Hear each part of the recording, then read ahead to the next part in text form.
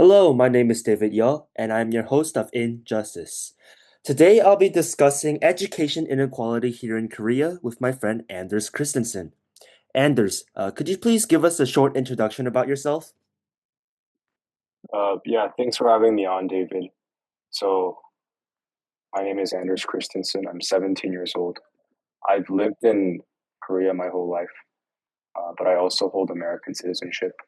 Someday aspire to go to an American college. Um, I guess I first met David at school, and since then we've connected over, our mutual commitment to speaking out against various social injustices, which has led me to appear on his podcast today. Today we're going to be talking about education inequality. You want to speak more about that? Yeah, that's for sure. I just wanted to start our little discussion here with a question. Anders, you are a student, first of all, and you're also going to be chasing higher education, I'm assuming. So, Anders, how many hours a day do you study? It's hard to put a exact number to quantify exactly how many hours I study every day, but I try and incorporate studying into my day-to-day routine, whether it be just picking up a book or maybe taking some time to do a couple flashcards because I'm passionate about learning languages, and so I do a lot of language learning. But in terms of pure concentrated study time, I would say around 2 or 3 hours a day. Yeah, I see you have like a rather different approach from most of the students we see here in Korea. Because as there's a lot of people who just study maybe 12 or 13 hours a day in hagwons. And speaking of hagwons, do you go to any hagwons, Anders? Not at the moment. I did go to a lot when I was younger, and I think as I matured and as I learned about all the opportunities you have access to on the internet, I think my approach to sort of hagwons and the way I think about them have changed. To me, I think that what hagwons supply are discipline foremost and sort of like a structured curriculum for learning. And once I learned how to apply discipline and a structured approach to my own studying, I haven't really felt the need to go to any Hogwarts. Mm, that's a pretty unique approach. But we are international school students, and sometimes we got to think about the fellow Korean students in the Korean public schools, right? So I just wanted to talk a little about Korean students in general, because Korean students have like a rather fixed method of studying, right? They go to school, study, and then go home, or maybe go to hagwon, and it's just a repetitive cycle. And I just wanted to talk a little bit more about hagwons, specifically the hagwons in the mainstream areas for studying, such as Daechidong or Apgujeongdong. And I just wanted to start off by saying that we all know that Korea is an extremely competitive environment for students, and a lot of the majority of the students are attending cram schools, right? And it's a pretty common trend that the high quality hagwons, they would say, are usually concentrated in the Gangnam area, such as the previously mentioned Daechidong and Apgujeong. And I think that just drives that the higher quality education in a specific area just drives up the real estate price. And what do you think about like the whole people moving into these areas with high quality with access to higher quality education and how that drives up real estate pricing? What do you think about that, Anders? So I think we can analyze this from a lot of dimensions. First, Korea has always sort of been a academically very motivated society. This is like a generalization, but you see this basically everywhere in Korea and even in like the diaspora, like Korean American immigrants, um, you know, have some of the highest income levels out of any immigrant group. And income tends to correlate with level of education, and Koreans, not just in Korea, but living abroad, also have some of the highest secondary education attainments and post high school education attainments. And so I think Koreans are very academically motivated, but also I think we need to look at the Korean university admission system.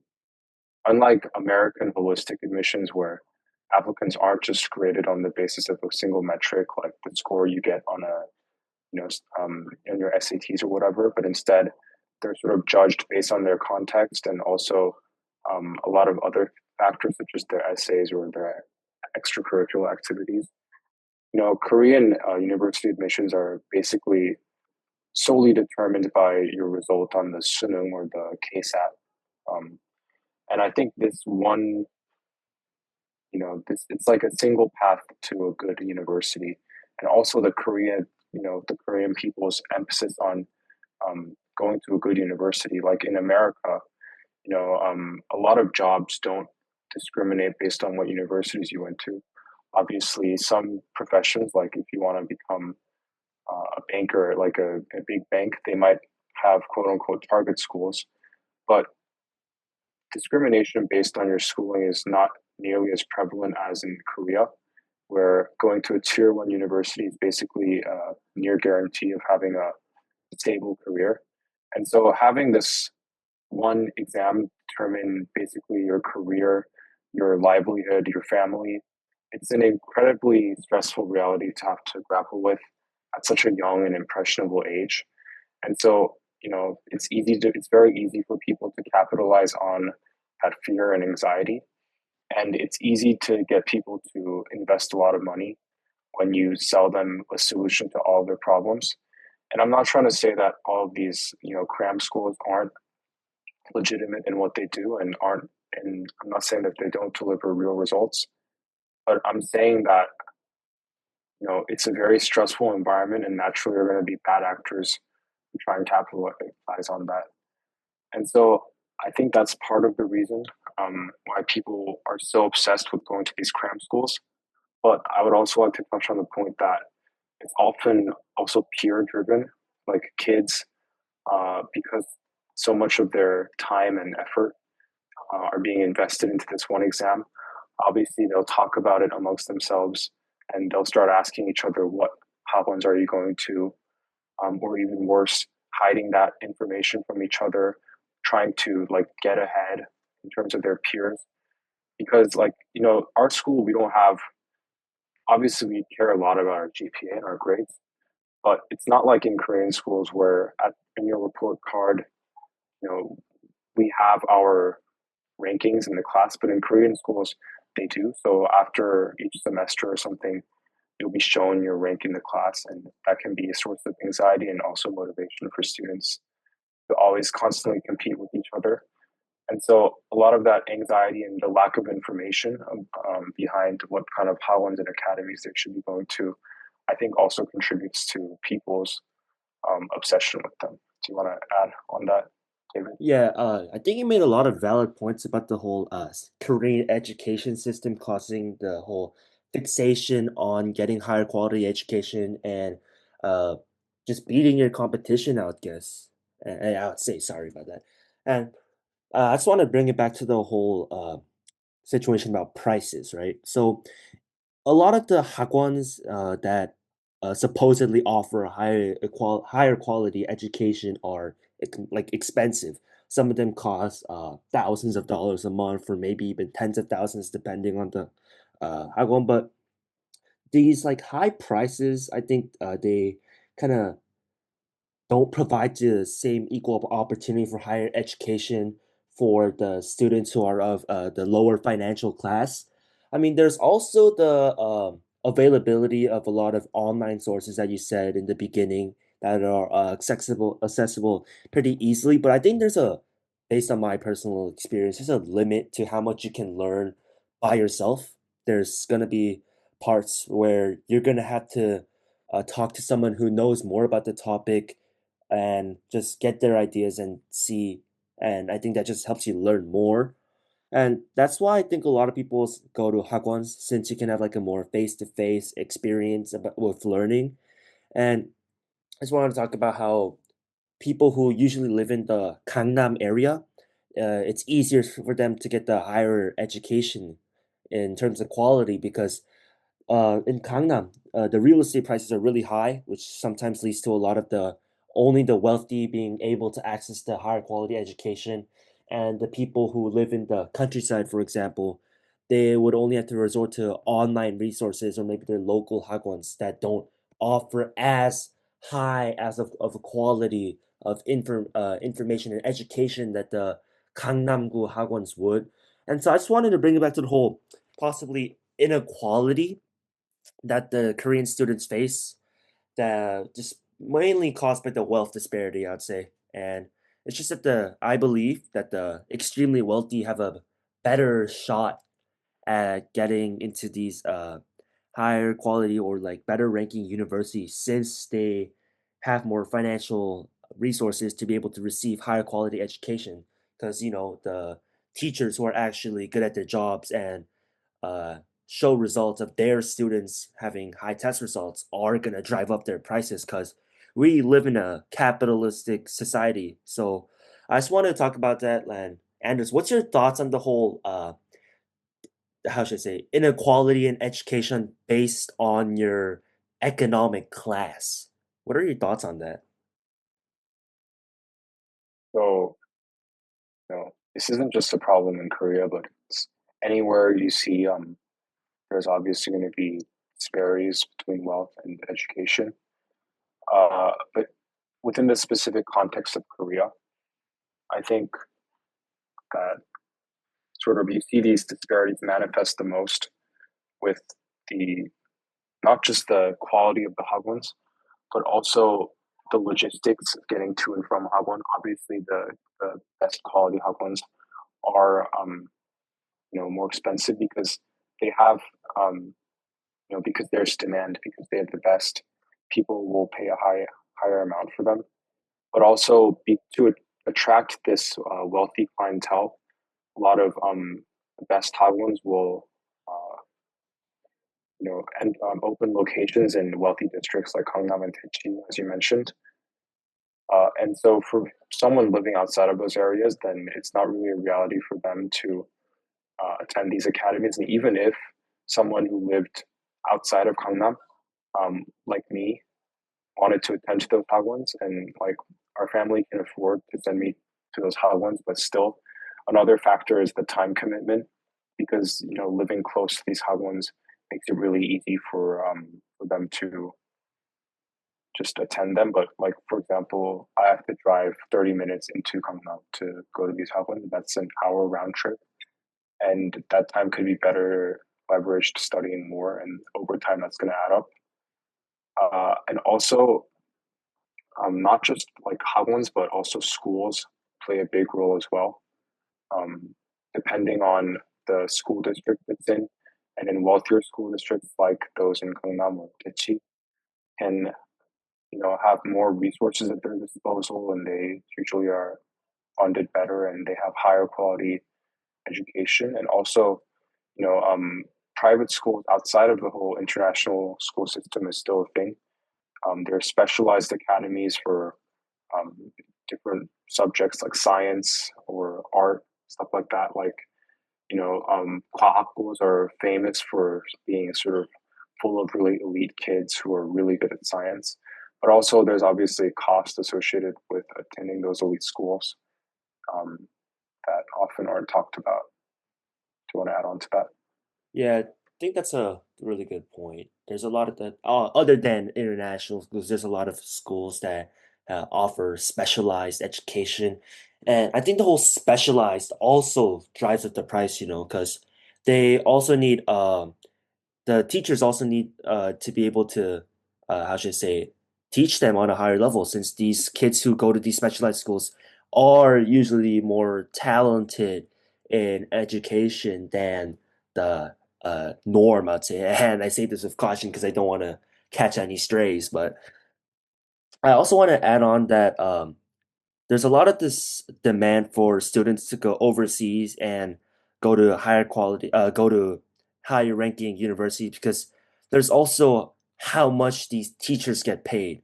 Like for example, if someone went to Harvard and came to Korea, the moms would go berserk to get their kids to get in these Harvard educated teachers to teach their little children because it's kind of obvious that you want your children to get taught by the best quality teachers possible, right?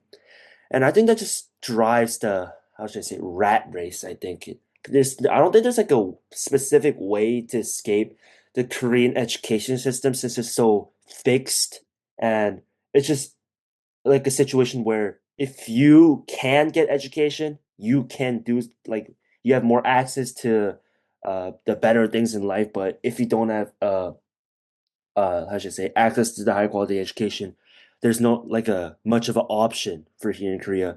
And I just want to bring up an example for example, I lived in the States before, and there's a lot of kids that I saw when I went to the American public schools where they would do both their extracurriculars and their schoolwork in pretty equal amount of terms, and they would maintain a pretty good overall GPA, whether like even if it's not like a whole 4.0, everything 100 GPA, they would maintain a satisfactory GPA and be able to do the things they actually wanted to do outside of school, such as sports or music, for example. And I don't think that really exists in Korea because the education system is so fixed to where it's just one side of the coin you choose. Well, you see a lot of the kids in Korea are either you do just music or just sports or it's just studying. And I think the whole view of education being the only method for a success here in Korea, as you mentioned, kind of drives the whole inequality that a lot of these students face since they also need the same shot to be able to contribute more to our country. But a lot of these higher education and these whole hagwon systems don't really benefit both the students' mentals and the inequality of education that these children receive. And so, do you have any thoughts you want to add on to that? So, I'm just gonna bring up an idea here about social capital, and there's a lot of different types of capital that we see. Obviously, the most obvious one would be like money. That's also just capital, but also I think his name was like Pierre Bourdieu. Bordeaux.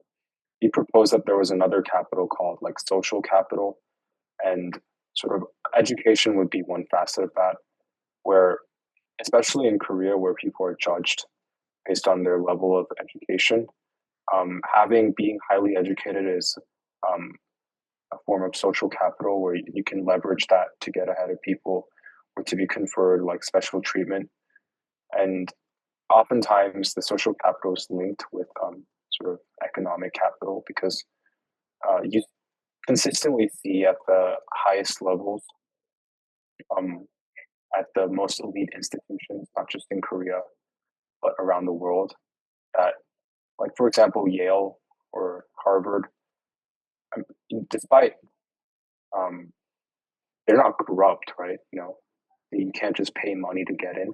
There's debates about that. Like if you donate a building, you're probably going to get in, but Yeah. it's not an officially entrenched system. The kids there are generally more socioeconomically privileged than the average student. And you can't say that Harvard is a meritocracy if you keep seeing those patterns crop up. And I think the same thing can be said about the Korean system.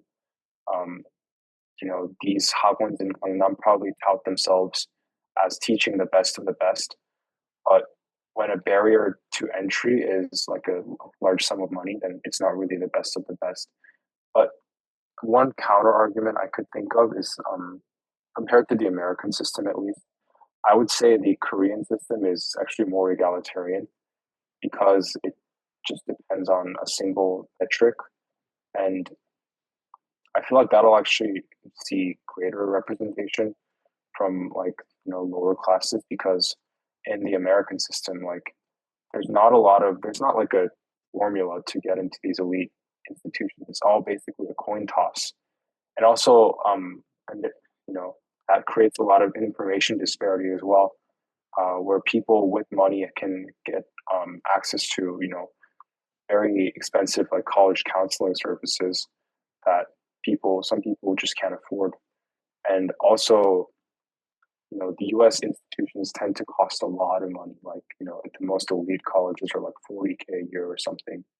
And while these, institutions with their really big endowments do offer a lot of generous financial aid, that naturally raises the bar of like the caliber of applicants who get in. And so there's obviously going to be they're going to be held to a higher standard than if they were a full pay applicant. So that's another form of perpetuating those disparities. But university tuitions in Korea tend to be much cheaper. So I think you could actually argue that the Korean system is somewhat better than the US system at least. Obviously, Korea's system is far from perfect, and you also want to look at the human cost. I feel like the US system has a lot of problems, but I think one thing it does encourage is like a balance of school and Mhm. work. Because even if you don't have the strongest grades, if you have still like a lot of good activities and if you communicate yourself well through essays, you still have a shot. But with Korea, it's like a make or break system. So Yeah. there's a So lot to talk about. yeah, I just want to like speak from my personal experience again. I did go to middle school and all of elementary school in the States, and I've also been to school here in Korea too. And you talked about how it's Korea is more egalitarian, but yeah, I personally think it's the opposite. And I just agreed. Let's just say we just agree to disagree. Korea, I think it's only based on education. Like, education isn't everything we need to do as human beings. There's other things we can also be doing, and like studying isn't the only factor that decides if we're gonna be humans or not. And I think that just drives the social pressure we see here in Korea. And I think that's one of the reasons why the suicide rate among students is, I think, one of the highest in the world, because students are pressured to believing in that if I don't study, then I'm not worth anything. And I think that's just like the fault of the system itself, but also the whole inequality situation that Korea has, where it's what like one or nothing. But in America, like even if you don't have even if you have bad grades, people don't like really discriminate you for it. It's more just like, oh, you have bad grades, but you're good at something else, maybe soccer, for example, then oh, you're still like a respectable uh friend or uh fellow student. But here in Korea, it's more like, yo, why do you not know this? It's basic. And it's just that I just think it's just so unfair for maybe people who don't have the access to education in Korea, that they have to face the same social pressures as those who are giving everything in their lives to studying. And I think that's just like this main social issue that Korea faces today. And I was just wondering if you have any just thoughts, not like of like a maybe plausible solution. I mean, we are students and there's nothing we can like really specifically do to significantly change the Korean education system, but I just wanted to know your thoughts about uh if you think there's a possibility of change and what could the change be? Well, I think a place to start would be to dismantle the assumption that college is a must for everybody. That's for sure. In a lot of fields completely unrelated to education, uh, not education, but just the type of stuff you learn at in school. University is often still a requirement, and if everybody, this is highly ideal, but if everybody could just, if there were a lot of pathways for people to get jobs and stuff uh, without going to college, and people still don't go, like, people in Korea don't go to college, but these people tend to, make less than the average. Or if you look at somewhere like the US, people are encouraged to go to college. It's almost like a rite of passage for people. Like you should go to college, and people frame it as like a necessary experience. But you're seeing a lot of these movements that are saying no, not everyone has to go to college. There are a lot of Hmm. other options besides college, and I think forcing everyone to go to college is, I think, bad because it I think mystifies the application process for people who just want to go to college to do certain things. Like because everyone is expected to go to college, um, people are forced to take into account uh, like holistic admissions, that whole thing. But if just the people who wanted to do like math or science uh, predominantly go to college, then there would be no problem instituting a similar standardized test system to just go to college, like they do in France, for example. There's like a lot of different levels of college you can do for people who just want to get into the you know, want to get into the workforce as early as possible. They have like a 2-year program that specializes you in like your future field, whatever you want to go into. And there's like public universities where you can go. There's not like a strict admissions process. They do have like an exam called like the baccalaureate, which you do have to take to get accepted into these public universities. But that's still a relatively low standard, and like 80% of people pass the exam. Um, and then there's like the super at the high end. There's like these specific institutions called grand écoles, where there's like a specific admissions criteria, and that's for people who want to do that. But the point is that there's options outside of the conventional, like take this test, um, you know, study for it for like 10 years, and then that'll decide everything. I think what has to be done is first we need to destigmatize not going to college or seeking alternative paths, and then we have to like specific concrete offer concrete alternatives. But I think what first has to take place is a sort of mindset shift amongst Korean people. Yeah, I completely agree with you on that. I think the whole fixation on college being the only path to life should be fixed, and there's other ways to succeed in life, other than just studying.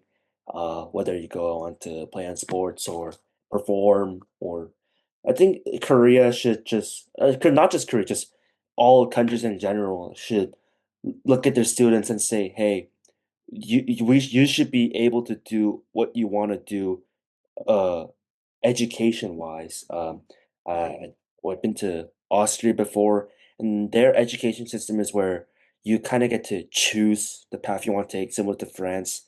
Actually, no, yeah, just kind of similar, but they can choose the type of course, where it be music, sports, or just like hard sciences, for example. And I think that's like the approach that is just, in my opinion, better, where students can feel free to explore what they actually want to do and have the chance to try different things before having to concretely decide that, oh, I'm going to go to college, because college isn't for everybody. And I just wanted to wrap this discussion about the educational disparity that we see today. And Anders, you have any final thoughts? I would like to reiterate my point that you don't have to pay exorbitant amounts for these hot ones to necessarily have a good result.